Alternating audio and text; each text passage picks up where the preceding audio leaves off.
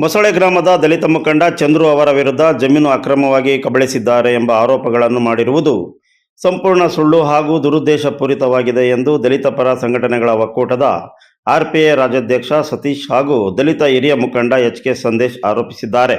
ಪತ್ರಿಕಾಗೋಷ್ಠಿಯಲ್ಲಿ ಸೋಮವಾರ ಮಾತನಾಡಿ, ಚಂದ್ರು ಅವರ ರಾಜಕೀಯ ಬೆಳವಣಿಗೆಯನ್ನು ಸಹಿಸದೆ ಅವರ ತೇಜೋವಧೆ ಮಾಡುವ ಉದ್ದೇಶದಿಂದ ಕೆಆರ್ಎಸ್ ಪಕ್ಷದ ಜಿಲ್ಲಾ ಮುಖಂಡರು ಹಾಗೂ ಕೆಲವರು ಸೇರಿ ಆಧಾರರಹಿತ ಆರೋಪಗಳನ್ನು ಮಾಡುತ್ತಿದ್ದಾರೆ ಎಂದು ತೀವ್ರ ಆಕ್ರೋಶ ವ್ಯಕ್ತಪಡಿಸಿದರು. ಮೊಸಳೆ ಗ್ರಾಮದ ಜಗದೀಶ ಹಾಗೂ ಕೆಆರ್ಎಸ್ ಪಕ್ಷದ ಮುಖಂಡರಾದ ಗಣೇಶ, ಮಧು, ರಮೇಶ್, ಭರತ್, ಜಗಣ್ಣ ಸೇರಿದಂತೆ ಕೆಲವರು ಇತ್ತೀಚೆಗೆ ಪತ್ರಿಕಾಗೋಷ್ಠಿ ನಡೆಸಿ ಚಂದ್ರು ಅವರ ವಿರುದ್ಧ ಸುಳ್ಳು ಆರೋಪಗಳನ್ನು ಮಾಡಿದ್ದಾರೆ.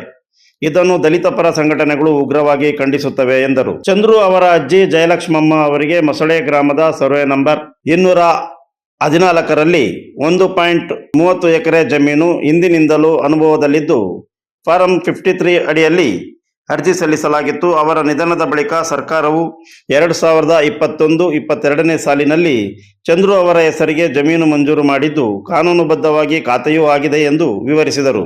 ಇದೇ ವೇಳೆ ಗುಡ್ಡದ ತೆರಣ್ಯ ಗ್ರಾಮದ ದ್ಯಾವಮ್ಮ ಅವರಿಗೆ 1978-79ರಲ್ಲಿ 4 ಎಕರೆ ಜಮೀನು ಮಂಜೂರಾಗಿತ್ತು.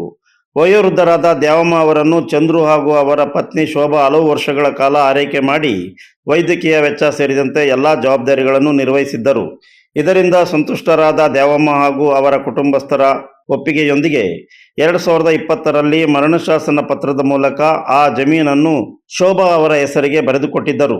ಬಳಿಕ ದ್ಯಾವಮ್ಮ ನಿಧನರಾದ ನಂತರ ಕಾನೂನು ಪ್ರಕ್ರಿಯೆಯಂತೆ ಶೋಭಾ ಅವರ ಹೆಸರಿಗೆ ಖಾತೆ ದಾಖಲಾಗಿದೆ ಎಂದು ಹೇಳಿದರು. ಈ ಸಂಬಂಧ ಈಗಾಗಲೇ ಜಗದೀಶ್ ಅವರು ಕಂದಾಯ ಸಚಿವರ ಜನಸ್ಪಂದನ ಕಾರ್ಯಕ್ರಮದಲ್ಲಿ ದೂರು ನೀಡಿದ್ದರು. ಅದರ ಆಧಾರದ ಮೇಲೆ ಉಪ ತಹಶೀಲ್ದಾರ್ ನೇತೃತ್ವದಲ್ಲಿ ಸ್ಥಳ ಪರಿಶೀಲನೆ ನಡೆಸಿ ಗ್ರಾಮ ಆಡಳಿತಾಧಿಕಾರಿ, ರಾಜಸ್ವ ನಿರೀಕ್ಷಕರು ಹಾಗೂ ಗ್ರಾಮಸ್ಥರ ಸಮ್ಮುಖದಲ್ಲಿ ದಾಖಲೆಗಳನ್ನು ಪರಿಶೀಲಿಸಿದ ನಂತರ ಯಾವುದೇ ಅಕ್ರಮ ಕಂಡುಬಂದಿಲ್ಲ ಎಂದು ತಹಶೀಲ್ದಾರ್ ವರದಿ ನೀಡಿದ್ದು, ಚಂದ್ರು ಅವರ ಖಾತೆ ಕಾನೂನುಬದ್ಧವಾಗಿದೆ ಎಂದು ಸ್ಪಷ್ಟಪಡಿಸಲಾಗಿದೆ ಎಂದರು. ಆದರೂ ಸಹ ಜುಲೈ 10ರಂದು ಮತ್ತೆ ಕೆಆರ್ಎಸ್ ಪಕ್ಷದ ಜಿಲ್ಲಾ ಮುಖಂಡರು ಚಂದ್ರು ಅವರ ವಿರುದ್ಧ ಆರೋಪಗಳನ್ನು ಮುಂದುವರಿಸಿದ್ದಾರೆ. ದಲಿತ ನಾಯಕ ಎಂಬ ಕಾರಣಕ್ಕೆ ಅವರ ವಿರುದ್ಧ ಅಪಪ್ರಚಾರ ನಡೆಸಿ ಮಾನಸಿಕ ಕಿರುಕುಳ ನೀಡಿ ಸಮಾಜದಲ್ಲಿ ಅವರ ಘನತೆಗೆ ಧಕ್ಕೆ ತರುವ ಪ್ರಯತ್ನ ಮಾಡಲಾಗುತ್ತಿದೆ ಎಂದು ದೂರಿದರು. ಭ್ರಷ್ಟಾಚಾರದ ವಿರುದ್ಧ ಹೋರಾಟ ನಡೆಸುವ ಪಕ್ಷ ಎಂದು ಹೇಳಿಕೊಳ್ಳುವ ಕೆಆರ್ಎಸ್ ಪಕ್ಷವೇ ದಲಿತ ವಿರೋಧಿ ಧೋರಣೆ ಅನುಸರಿಸುತ್ತಿದೆ ಎಂದು ಟೀಕಿಸಿದ ಅವರು, ಈ ರೀತಿಯ ದುರುದ್ದೇಶಪೂರಿತ ಪ್ರಚಾರವನ್ನು ತಕ್ಷಣ ನಿಲ್ಲಿಸದಿದ್ದರೆ ಬೆಂಗಳೂರಿನ ಕೆಆರ್ಎಸ್ ಪಕ್ಷದ ಕೇಂದ್ರ ಕಚೇರಿ ಎದುರು ದಲಿತ ಪರ ಸಂಘಟನೆಗಳ ನೇತೃತ್ವದಲ್ಲಿ ಮುತ್ತಿಗೆ ಹಾಕಿ ಉಗ್ರ ಪ್ರತಿಭಟನೆ ನಡೆಸಲಾಗುವುದು ಎಂದು ಎಚ್ಚರಿಕೆ ನೀಡಿದರು. ಈ ಹಿಂದೆ ಕೂಡ ಜಮೀನು ವಿಚಾರವಾಗಿ ಚಂದ್ರು ಹಾಗೂ ಅವರ ಕುಟುಂಬದವರ ಮೇಲೆ ಜಾತಿ ನಿಂದನೆ ಪ್ರಕರಣ ದಾಖಲಾಗಿದ್ದು, ಗೊರೂರು ಪೊಲೀಸ್ ಠಾಣೆಯಲ್ಲಿ 2 ಪ್ರತ್ಯೇಕ ದೂರುಗಳು ದಾಖಲಾಗಿವೆ.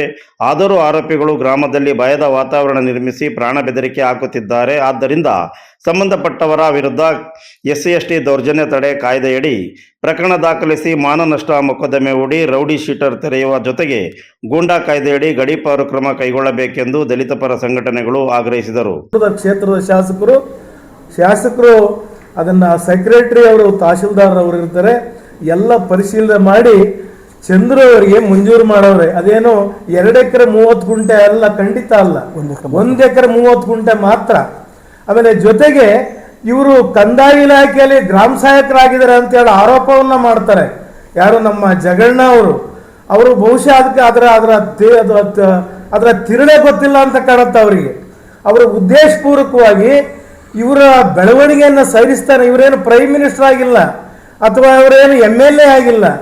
ಅವರು ಆ ಲೋಕಲ್ನಲ್ಲಿರೋ ಅಂತ ಎಲ್ಲ ಜನರೊಟ್ಟಿಗೆ ಬೆರೆತು ಕೆಲಸ ಮಾಡೋದು ಸಹಿಸ್ತಾ ಇರದೇ ಇವರು ಈ ಆರೋಪವನ್ನು ಮಾಡಿದ್ದಾರೆ. ಈ ಆರೋಪದಲ್ಲಿ ಎಲ್ಲ ವರದಿನ ತರಿಸ್ಕೊಂಡು ಮಾನ್ಯ ತಹಶೀಲ್ದಾರ್ ಅವರು ಒಂದು ಎಂಡಾರ್ಸ್ಮೆಂಟ್ ಅನ್ನ ಕೊಡ್ತಾರೆ. ಅವರಿಗೆ ಎಂಡಾರ್ಸ್ಮೆಂಟ್ ಕೊಟ್ಟನಲ್ಲಿ ನೀವು ಕೇಳಿರ ಅಂತ ಎಲ್ಲವೂ ಕೂಡ ಚಂದ್ರು ಬಗ್ಗೆ ಏನೇನು ಆಪಾದನೆ ಮಾಡಿದಿರಿ ಅವೆಲ್ಲ ಆಪಾದನೆ ಶುದ್ಧ ಸುಳ್ಳಾಗಿದೆ ಅಂತ ಹೇಳಿ 13/9/25ರಲ್ಲಿ ಜಗಣ್ಣವ್ರಿಗೆ ಎಂಡಾರ್ಸ್ಮೆಂಟ್ ಅನ್ನ ಕೊಡ್ತಾರೆ. ಪತ್ರಿಕಾಗೋಷ್ಠಿಯಲ್ಲಿ ದಲಿತ ಮುಖಂಡರಾದ ನಾಗರಾಜು ಎತ್ತೂರ್, ರಮೇಶ್, ಮಂಜು ತೇಜೂರ್, ಉಮೇಶ್ HG, ವಿಠಲ್, ನರಸಿಂಹಕುಪ್ಪೆ ರಾಮು, ಅಶೋಕ್, ಚಂದ್ರು ಸೇರಿದಂತೆ ಇತರರು ಉಪಸ್ಥಿತರಿದ್ದರು. You are watching TV 46 News Kannada.